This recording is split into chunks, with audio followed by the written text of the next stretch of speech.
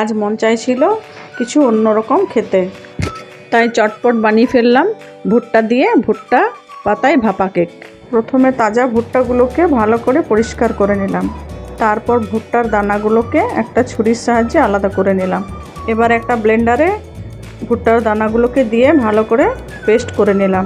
এবার একটা পাত্রে নিয়ে নিলাম বেটে নেওয়া ভুট্টা, সঙ্গে 1 বাটি ময়দা, 3 চামচের মতো সুজি, 2 চামচ সাদা তেল, কিছু আস্ত ভুট্টার দানা, হাফ চামচের মতো ইস্ট, থেতো করা এলাচ, 3 চামচের মতো চিনি, 1 চিমটি নুন, 1 চিমটি বেকিং সোডা, একটা ডিম, হাফ কাপ দুধ দিয়ে ভালো করে মিশিয়ে নিলাম।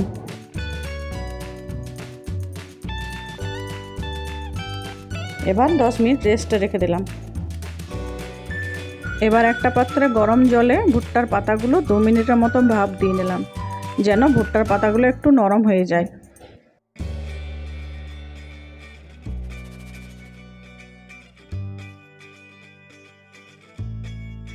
তারপর ভুট্টার পাতাগুলো সুন্দর করে একটা কোণের আকার দিয়ে দিলাম।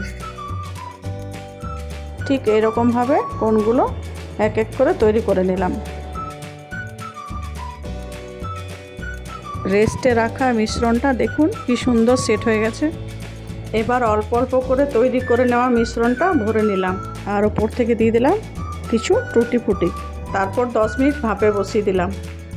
10 মিনিট পর ঢাকনা খুলতেই বেরিয়ে এলো নরম তুলতুলে ভুট্টা পাতায় ভাপা কেক। তোমরাও বাড়িতে একবার অবশ্যই বানিয়ে দেখো, আশা করি সবার খুব ভালো লাগবে।